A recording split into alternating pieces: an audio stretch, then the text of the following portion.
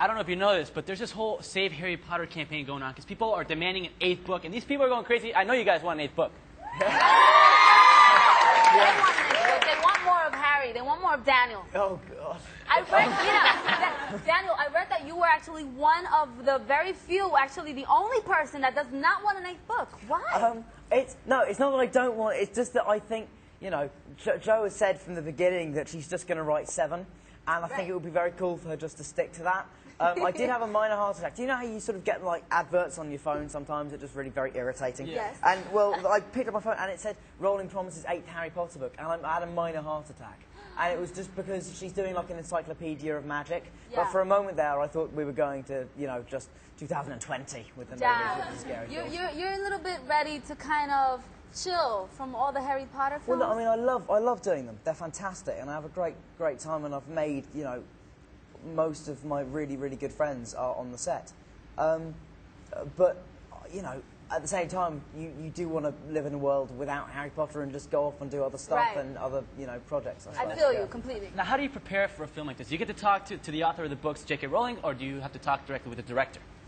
It varies. I mean, Jo came to the set and we had a sort of talk for an hour, which was really cool. Because on one level, you're sitting there thinking, okay, we're just two professionals, we're talking, we have this in common, it's fine. And the other side of you is thinking, she wrote the books, this is really cool. Yeah. And, but then, you know, I suppose most of it would come from working with David Yates, the director of this one, who's amazing. And also, we consulted a bereavement counsellor, because I've, you know, touch wood, thankfully never actually lost anybody. And so to do all the scenes concerning Sirius's death, I wanted to have some knowledge of what it was like. Of course. Now, were you a fan of Harry Potter before getting the role?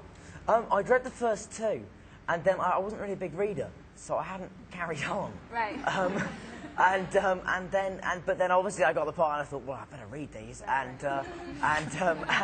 because you know, it's quite important. And so yeah, since then I've actually become a really big fan. And they did, you know, I am sort of like a test case of one of those kids who actually inspired to carry on reading other things, because I didn't really read before these. And Harry Potter's brilliant because it bridges the gap between books that kids can really enjoy and are not too difficult to read, but equally they have very adult themes. So it sort of prepares you to go on to read other books. Yeah. Right.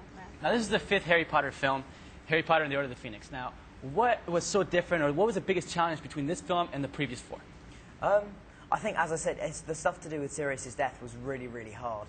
But I think displaying the sort of more angry, lonely, for lack of a less used phrase, angst-ridden sort of side of Harry. It was much harder to do, and I had to get a lot deeper into his character. But at the same time, because of that, it was a lot more exciting.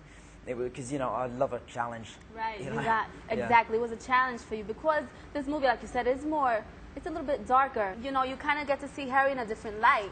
Yes, definitely. No, he's a deeply... I mean, it's got good, sort of funny, happy bits too. But on the whole, it is a much darker film. And Harry is, you know, yeah, he's a lot more abrupt with his friends. I think everybody sometimes does that thing where... instead, when you're angry, you sort of tend to lash out at the people you're closest to because you know you can, and they're ultimately still going to be there. Exactly. Yeah. And there's a lot of that going on with Harry in this film in terms of Ron and Hermione. All right. Now, what was the funnest scene to film in the movie? Okay, it was probably doing the scenes with me and Gary at the end when we're fighting the Death Eaters, because it was like Gary turned to me that day and said, "Right, Dan, we are now Butch and Sundance." And so, you know, Butch Cassidy and Sundance Kid is one of my favourite sort of films, and I was Sundance, and so obviously, and so so that was really cool. Also, there's a scene directly after the kiss scene. There's a scene. I knew you were going to talk about that. Everybody's talking about that. With me, Rupert, and Emma, and we're in the Gryffindor common room. And it was one of the days when we just couldn't keep it together. We couldn't stop laughing. And I don't know what was even funny. I can't remember at all. But for some reason, and you watch the scene and you can see us, we're just laughing. And particularly Rupert is really struggling to hold it together at certain moments. But it's brilliant because it looks really natural. It looks like there's 3 friends talking. So that was a really fun day. That's awesome. Now, I've always wondered, and I'm sure you guys are wondering the same thing, what's it like to ride on a broom like that? It's incredibly painful. Now, did you have to equip yourself with some kind of special device to not hurt yourself? I had cycling shorts on. Cycling shorts Which isn't on. particularly technologically advanced, and really didn't do much. It was like if anybody if you get there, if you sit on it. I mean, ladies, it's not the same thing for you, but It could be. but it's. It could be similar, yes. Oh right. It's a family show. I don't think we should go there. But no, basically, it's like sitting on a bike with taking your feet off the pedals and leaning forward, and also being strapped to it. So it's an incredibly painful experience, but it looks great on the film. It does look great. But every time I sort of, I read the book and I just go, oh great, there's no Quidditch. That's fantastic news.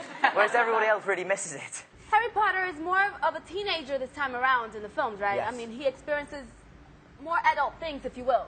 Yes. Now, he even had his first big on-camera kiss. Yes. Talk to us about your first kiss with Cho Chang. Is her name. Okay. No, it's a very disappointing answer. Everybody thinks it was going to be like a bigger deal than it actually was. It's sort of like doing any other scene. You still have to hit your marks and make sure you're in the right light. And there's lots of chewing gum going in and things like that. I didn't want to flick that on Katie. And yeah, so nothing particularly exciting. But it's a big moment for all the fans. And a few people did actually get a bit emotional on the set. I didn't quite understand why. But they thought it because they'd seen me grow up and then they suddenly saw me, my first on screen. Like, no.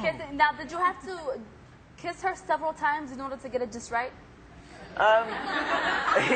There's that great thing. I'm a method actor, Katie. I think we should rehearse this. Right. Yeah, no, I didn't do any of that. That would have been a bit cheesy. But we did do it a lot. We did it probably in total about 30 times. Oh, Was wow. that your choice? Like, hey, was that good? That was I good? think That's we great. should We do gotta another it one, again. David. Let's do one more. Yeah, it wasn't. Generally, on any scene, you'll do about 30 takes.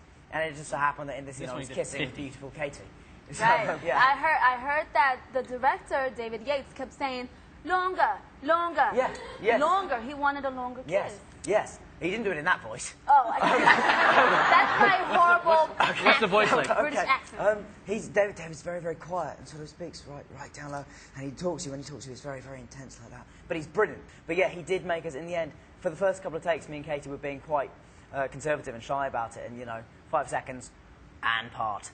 And then, but then David, in the end, it was about 30 seconds long. Yeah, wow. Which feels like a long time when you've got a crew of people watching. Yeah, I can't imagine. Yeah. Dan, well, we got a question for you from a fan in the audience. What's your name and where are you from? Where are you at? There you Tia from Los Angeles, California. Hey, girl. Hi. go. What's your question? Are you really here? No. Yes, I can answer that one very quickly. Yes, I am. Carry on. I was just wondering, how have your lives changed since the first Harry Potter movie? Not actually. I mean, not that much. I don't know. Other than the fact that we make the films and don't go to normal school, and we get recognised in the street.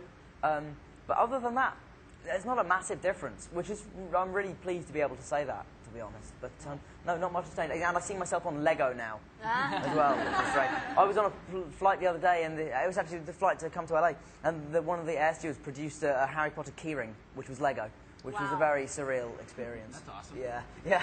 So let me ask you about this. I know you did a little bit of theater with Equus. Yes. What was that experience like? It was fantastic. It was just brilliant. In terms of the technical differences, they're massive. I mean, in terms of how you have to use your voice, it's a totally different discipline. And, it was really, really fun for me to do that. And also, I was on stage for the whole time, pretty much. Alan, my character, goes off at one point and at the very beginning for like 3 minutes, and then comes back on, and then he's just on for the whole thing. So you just learn how to sustain concentration for like 2.5 hours. Now, do you want to do more theater? Like, what if Equus definitely. comes to the States? Would you like to do it out here as well? They're certainly talking about that, doing it on Broadway possibly, which would be amazing, and I would love that, but it's not confirmed yet or anything. Now, why did you decide to actually be a part of this play? Because it's kind of, there's nudity in it. Yes. Were you very reserved? I am nude in it. You were nude in it? Yes. Wow, now that takes a lot of guts. Well, did you have to think twice about taking the part in the play because of the nudity, or were you all for it from the get-go? It didn't. The nudity was just sort of, it was a part of the play, and it was just, once I got the idea of doing the play into my head, the nudity was just like, okay, fine, well, I'll just do that then.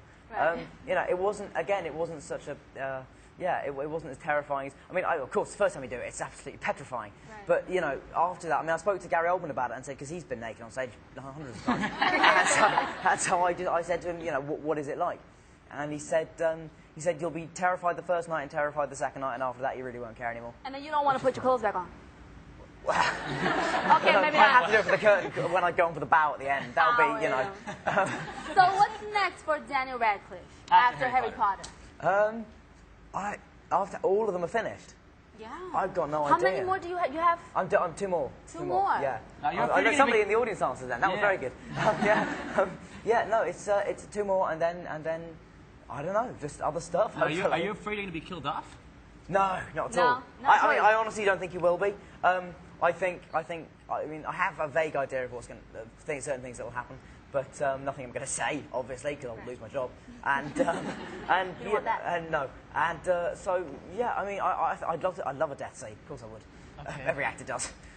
Well, Harry, thank you so much, Daniel, for being here with us. Thank you very much. Thank you George. so much, Thank you and very much. remember, Thank you. this is Sugata. Yes. Thank you. All right. Whenever you're back in LA, you're more than welcome to come here and visit us. Excellent.